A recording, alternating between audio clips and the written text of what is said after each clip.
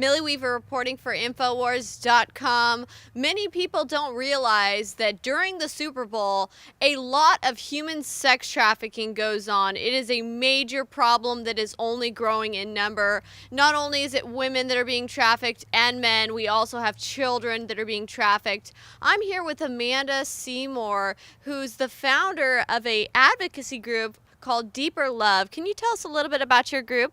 Absolutely, I'm glad to. We help with the awareness and prevention of human trafficking and abuse of all kinds because we believe that love is what is so important and it's missing, and that people need a greater understanding of the dynamics of abuse and human trafficking in order to be able to get their lives right, both the victims and the perpetrators.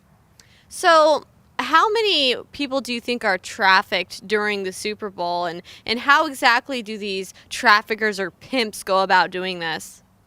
There are so many people. A recent study indicated that in human trafficking in Texas, there are 300,000 people that they know have been trafficked in general. 79,000 kids and youth, and then the rest adults. And so when it comes to the Super Bowl, it's the same process, but it gets highlighted more because there's so many people coming here to have a big super party. That's what I think of it as. And people, whenever they think of, hey, I'm going to go have a party, I'm going to go live it up, and I'm going to escape from my daily realities and have a great time celebrating this victory, a lot of times they'll involve commercial sex, and they don't even realize what they're doing. Wow. They're victims who, whenever you see someone who is a prostitute or they are a sex industry worker that has been featured on Backpage or online or porn or in a nightclub or strip club, anywhere you see them, or your hotel, they have been forced, coerced, or manipulated to be there. And that's what most people don't realize. Prostitution is human trafficking, and any kind of paid sex is human trafficking. And so of these 300,000 victims that are involved in human trafficking, the sex trafficking industry is enormous. And you see it all around you, but the people themselves don't have a voice. And so our organizations all come together in prevention and awareness and intervention so that we can give a voice to them.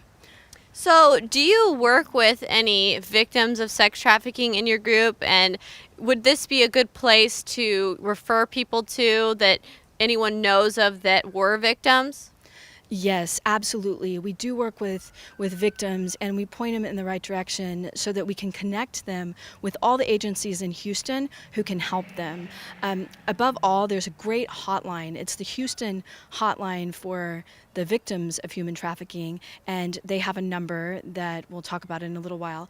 But we always point them to that number because it's a 24/7 number run by Rescue Houston, and so many of our agencies are working together in collaboration, which is co-laboring to make this happen, because there is so much effort on part of the pimps. And you had asked, how do they do it? How do they recruit these girls and get them involved? Well, just recently I saw a situation on Backpage where there was this beautiful girl, and she looked about 17 with, kind of like you. She had beautiful eyes and long, beautiful hair and a bright-eyed look to her, and yet she was on Backpage being advertised as a 27-year-old who wanted to go hook up with men. And a lot of times, if you look at those ads, it's not the girls who have written them, it's the pimps.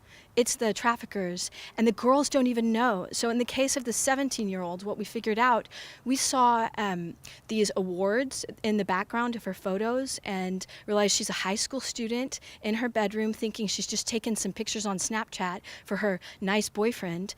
But whenever you are being lured into this, it's happening to all kinds of people. It's not only the vulnerable, destitute, poor girl that just got kicked out of her family. It's people like you, people like me. I've had human traffickers approach me in high school and college and graduate school. That's why I'm passionate about it. And thankfully, I listen to that voice inside that says, hey, this guy has a creep factor, and I just don't feel right about it. I'm not going to go. But if you are a girl who is being manipulated or coerced what's going to happen is first they're going to be an older guy usually, and they're going to come to you and say, hey, I just think you're so beautiful and wonderful, and I love you so much, and here's some great gifts, and romance you. But then they'll start to get you doing things that your parents wouldn't approve of, and then they say, well, you know what, I just love you so much. If you love me, won't you sleep with these guys? Because baby, I need the money. And a lot of people think that people are sleeping with others, they're having sex that is paid for two reasons. One, because the girls want it, and two, because they get paid so well. But those are both myths, because the girls do not want to do that. They have been forced and coerced. So what the traffickers do is they tell the girl, hey, you know what, if you sleep with him and these guys and get me this money, then I'm going to do all kinds of great things for you. And then it never comes through. And then they start to threaten them and say, I'm going to kill your family if you run away. I'm going to hurt you. I'm going to break your legs. I'm going to coerce you into doing certain things. And so the girls become afraid. And so to me, what human trafficking really is, especially in the sex trade, is we have all of these political issues that we see that are real life crises, like the refugee crisis or terrorism. And you hear the voice of the victims going, hey, this is happening. It's got to stop. We're so scared. But this is a voiceless situation. And to me, it's a silent terrorism. Human trafficking is a silent terrorism that is happening. And so we, as organizations, have to give voice to these victims and let them know what's happening. Exactly. And you made a great point that we do need to give voice to these victims. And many people don't realize that slavery still exists today. We think that slavery was abolished, and it sure was, but it's still going on today when we have children and women and even young men that are being trafficked and sold for sex in this country. Another question is, if anybody sees something suspicious, what should they do? Well, the first thing to do is to learn how to look for something suspicious. And because you're not going to hear about it, you have to learn how to see it, how to recognize it. And if you see a young girl with an older guy and it just doesn't look right, or if you're at a hotel or one of these other places and she just looks like she doesn't want to be there, or you see he's controlling the money and he's got the money, he's got her cell phone, and you just have a bad feeling, you should call the hotline that we have in Houston. Call that number, absolutely. That is the best thing to do, and report it.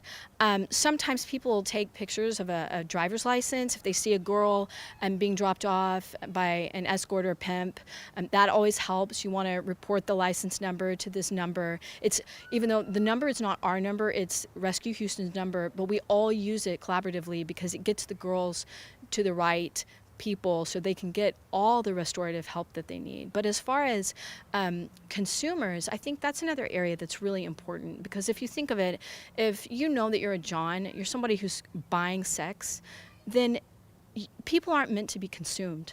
They're meant to have companionship and love, and so are you. And so if you're a guy who's tempted to do this, just know it's just not healthy, and it's not what you think, and the girls don't get to keep that money. We had one case where there was a girl who had made $30,000 for her pimp, and she only got to keep $71 of it because for some shoes that he bought her. And that's happening over and over. The girls aren't getting paid well, believe me. They don't want to be there. Wow, so it really is truly the definition of slavery then, because they're working and they don't even get to reap the benefits of their work. Given it's sex work as well, it's also, in a sense, rape when you're being forced to do something against your will. It's pretty amazing. What can we do to, kind of, I wouldn't say boycott the Super Bowl, but what can we do to minimize the effect that the human sex traffickers can have in this industry during the Super Bowl? The most important thing is to minimize demand, because if there wasn't demand, then there wouldn't be any need for all these girls to do this. And so if you're a guy who's watching this and saying, I'm really feeling like paying for sex right now, or, and you're not even realizing that you've done that, just stop. Don't do it. Go have a regular relationship and endure the fact that it's not a fantasy, because there really is no such thing as a true fantasy. And so to come to realize that we all have to just have better relationships. And then also, there are a lot of people in Houston and around the country who want to get involved. Just this week, I participated in our group participated in the Justice Rally, which several organizations got together, and we went out into the city and helped with interventions, to make human trafficking facts aware to hotel owners and strip club owners in different places where they don't realize necessarily people are being held against their will, but we can do something to stop it. And so to me, it's the ultimate info war, because you have to absolutely get the information out there, because the girls are not going to do it. And there are transvestites and other people who are also trafficked, and guys are trafficked too, but it's mostly the girls. And well, thank you so much, Mandy, for sharing this information with us. Make sure if you see any suspicious activity during the Super Bowl, during any of these large events, because that's where these traffickers like to flock to. They bring all these women and children and young men into these areas where these large events are. If you see anything suspicious, please contact this rescue hotline that's on your screen right now, because you could save a life. Thank you. This is Millie Weaver signing off for Infowars.com.